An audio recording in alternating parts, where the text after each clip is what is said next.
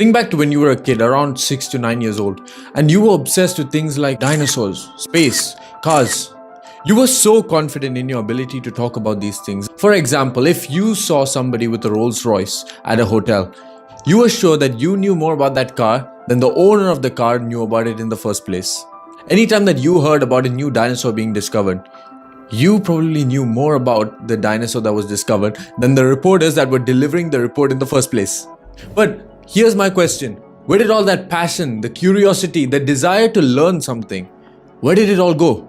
Did it just disappear? Maybe you're just not that person anymore. Or maybe you are still that same person, but you just lost the spark. Everything that you had associated with knowing things, you chose to forget. Why? Maybe because of life experiences. Maybe because that is what life led you to. And now, fast forward maybe 15 or 20 years, and you're probably learning something at university, or maybe you're working in something that you have no interest in. Something that 15 years ago, if you told yourself, I would be doing what I'm doing right now, you would probably laugh at yourself. Now, is the reason that you can't learn things because you don't like what you're doing? Or maybe it's that you just forgot how to learn. You forgot that there are things you need to remember to learn better. Now, what are these things? That's what this video is going to be about. Now, how do you create a desire to learn more? The answer is you need to create a need to learn more. When you were a kid, why did you go to learn about cars or space or the dinosaurs? Was it because your parents told you, you have an assignment due, you have a test coming up for this, and so you have to learn this? If you do not learn this, guess what? You're in big trouble.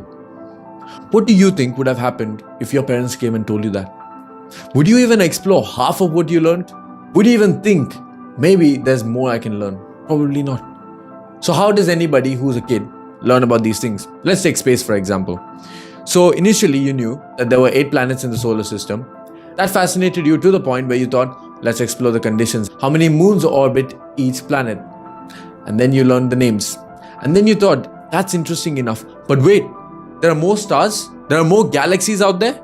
Did anybody tell you, son, there's more galaxies out there you need to explore. There's more stars that you need to explore. No, it's just something that you came across.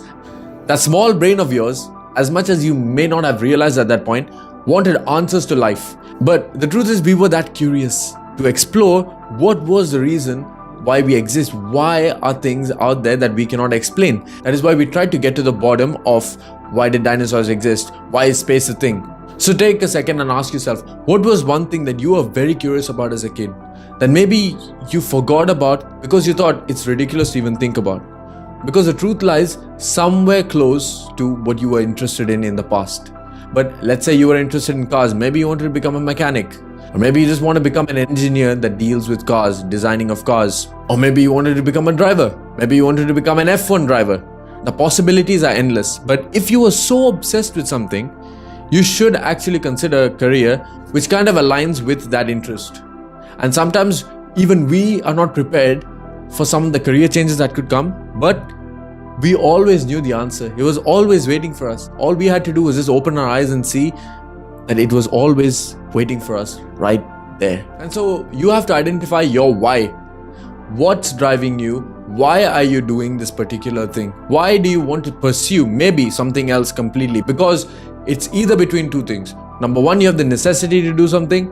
Number two, you have a passion to do something. It's always one or the other. Now I'll explore this particular segment in the upcoming video and you might want to check that out very soon. And number two, you want to learn to break your learning steps into manageable steps. So this would mean manageable chunks. Like I mentioned in last week's video, you want to break down problems into manageable tasks because the bigger you make the problem, it's going to seem like it's a mountain and you cannot climb a mountain. But if there are steps on the mountain and you see, I take one step, then the next, the problem becomes much easier. And make sure that these chunks are something that you can definitely handle. Break it down to such a small level where you know you can handle every single step, and then the next step you take care of after covering the previous steps. Because once you get a few wins under your belt, no matter how small the steps are, once the wins come through, the next steps are even more easier. Now, if this video got you thinking about what to learn about, then you might want to check out one of these two videos. So smash subscribe, slap a like on, and always remember, never stop dreaming. See you all.